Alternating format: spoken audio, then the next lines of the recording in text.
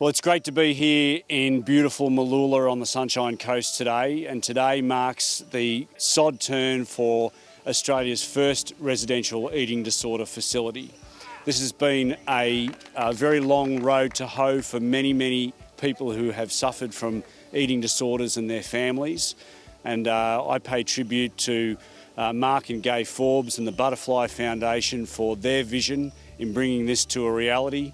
I also pay tribute to Roy and Nola Thompson for their great philanthropy and very generous approach to providing funding to get this centre off the ground. And of course, I want to acknowledge Greg Hunt, the Federal Minister for Health, who's ultimately provided $6 million in funding for the establishment, the construction and the running of NDED Butterfly House over the next 4 years.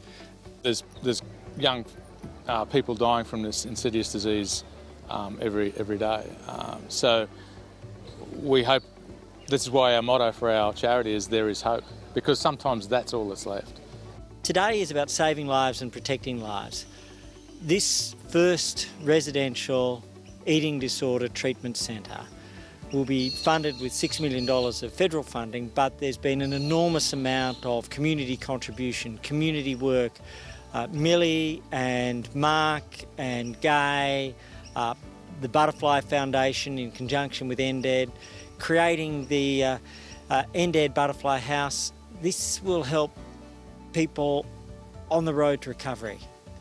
1 million Australians have some form of eating disorder, and that can be agonising, and as we know, in some cases it can be the highest mortality rate of any of the mental health conditions. And so together we've contributed to this project, but this is part of a much broader national network that Millie and Andrew and others have helped create to have residential eating disorder treatment centres around the country. Is a real legacy and a real step change in the way in which we treat this condition.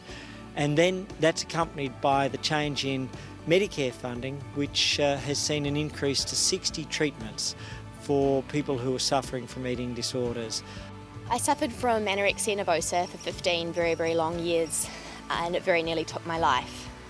And the lack of residential eating disorder facilities close to home prolonged my battle.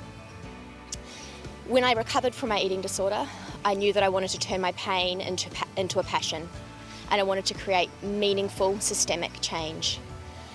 And when I met Mark and Gay, I knew that we were going to do that. And as we stand here today, I know that we are on the precipice of creating a major shift in the current paradigm of eating disorder treatment in Australia. This is a new chapter where lived experience is honoured, a new chapter where eating disorder sufferers and their families get the support and the treatment that they need and that they deserve. There is hope, so much hope.